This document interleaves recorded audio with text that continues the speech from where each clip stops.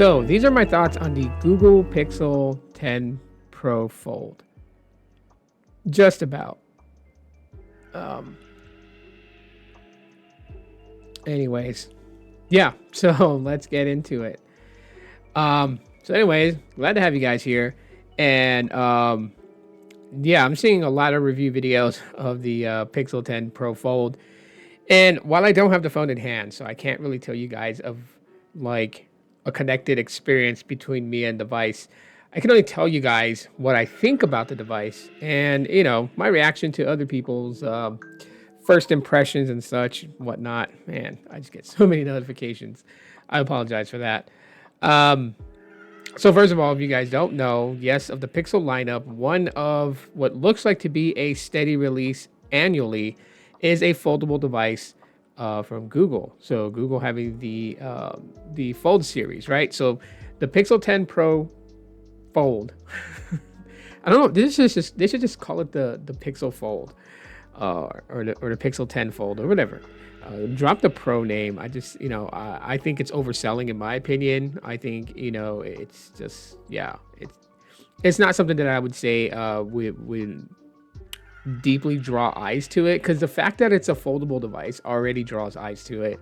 So I'm just like, yeah, we don't need a Pro name. Especially for some of the things that is going on with this particular device. So of course, the device that this one is going to be compared to is obviously the Samsung Galaxy Z Fold 7, a device that's was well received this year when launched this summer. A lot of people were just very, very impressed by how thin the phone is and everything like that. Now, it doesn't mean that the 10 Fold doesn't have anything to pretty much brag about. I think one of the big selling points of this is that this is a foldable device that gets IP68 water and dust resistance. So it has a higher level of dust resistance compared to other foldable devices.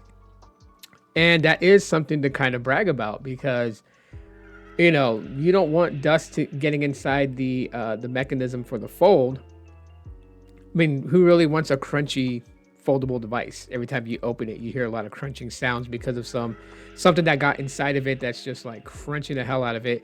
You definitely don't want to have that. So the fact is that it can get a 6 rating in dust resistance and an 8 rating in water resistance. I mean, that's pretty impressive, to be fair and honest. But here it is, and you have 2 color options for it: the Moonstone, which everyone is raving about, and then the Jade one. Now, me personally, if you were to ask me if money was no option, if I went and got the Pixel 10 Pro Fold, I would go with the Jade option. I mean, I went with the lemongrass for the Pixel 10, so I guess a more vibrant color in my opinion, or more citrus color in my opinion, is what I kind of gravitate to. That Moonstone looks pretty nice too. Don't get me wrong, I'm not saying anything bad about it, but it's just not my cup of tea. So here are some of the things here that you can do if you go to the Google Store website, right? You can get 760 back with an eligible trade-in. I'm not going to go through all the trade-in stuff or whatnot. You can look at that at your own leisure. And then for Google Fi customers, it says get $800 off Pixel 10 Pro Fold with $300 off instantly and $500 back over 24 monthly bill credits when you join Google Fi Wireless. So this is if you join up. Now, if you are already an existing Fi customer, save up to $450 instantly when you upgrade to the Pixel 10 Pro Fold with an existing Fi plan. So that's $450 off the $1,799 price tag. So you're still going to be spending quite a big chunk of change for that one.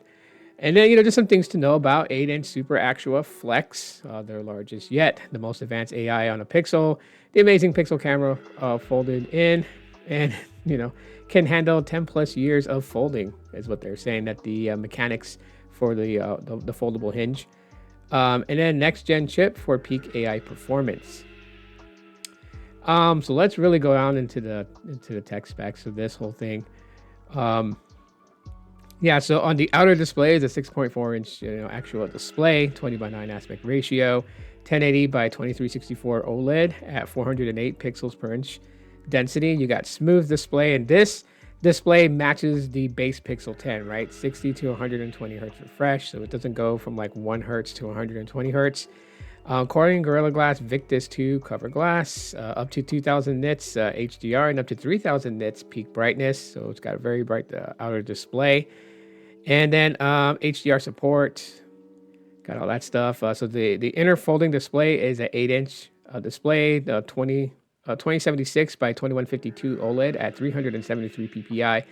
And then the inner display has a smooth display rate from 1 to 120 hertz. So the inner display has, the more, I guess you can say, smoother animations with that refresh rate. Ultra thin glass, up to 1800 nits of HDR brightness and up to 3000 nits peak brightness. Yeah. So, and then it has like the dimensions of the device. Battery itself says up to 84 hours battery life with extreme battery saver. So it's a 5015 milliamp hour battery. So just a little bit shy under the Pixel 9a's battery capacity. And then you got fast charging up to 50% in 30 minutes using 30 watt USB-C charging. And then Pixel Snap wireless charging as well. So Qi2 certified charging, 15 watts. And then you have the capacities here, 16 gigabytes of RAM with 256 as the base model, 512 with zoned UFS storage, and then 1 terabyte. Google Tensor G5 with Titan M2 security coprocessor. Get access to like some of the Google stuff right here. Here we go. Rear cameras, 48 megapixel quad PD wide camera, f1.7 aperture, 82 degree field of view, and a 1/2 inch image sensor size. 10.5 megapixel ultra wide, and then you have a 10.8 megapixel telephoto. So that's yeah, all the rear cameras get super red zoom, up to 20 times zoom. So roughly about the same zoom as the Pixel 10 base. The front camera is a 10 megapixel dual PD selfie camera, f2.2 aperture with the 87 degree field of view. And then the inner selfie camera is a 10 megapixel f2.2 aperture. So it's like the same. The inner camera to the front camera. Then you have all the camera features here. I'm not going to list them all. That's just quite a bit too. With video recording, you get 4K recording, 4K video recording at 2430 and 60 frames per second, 1080p at 2430 and 60 frames per second. And then you get digital video zoom up to 20 times zoom. The front camera records in 4K 30 and 60 frames per second. You get video boost with this. And then all these, different like 4K time lapse and stabilization, astrophotography time lapse. Night sight time lapse. So you get like all these different features with the camera. Of course, you get Google AI, Gemini Nano, so on-device AI assistant and on-device AI processing. And then, yeah, they just talk about the material that it's built out of. 7 years of software support and pixel drop updates. And it launches with Android 16. So Android 23 would be its final software. You get a fingerprint unlock, face unlock, pin pattern, password. The fingerprint sensor is actually on the right of the phone. The power button doubles up at the fingerprint sensor, so no in-display fingerprint sensor. I thought they would have done one because it would have been cool. Like you could have had like, a fingerprint sensor on the side when you have the device folded open to unlock the device, and then of course one in display when you have it folded closed. I thought that would be pretty cool. I mean, for the price you're paying, $1,800 for your phone. So it's got Wi-Fi 7 at 2.4 gigahertz, 5 gigahertz, 6 gigahertz, and 2x2 MIMO for connectivity. Bluetooth V6 version 6 with antenna diversity for enhanced quality and connection.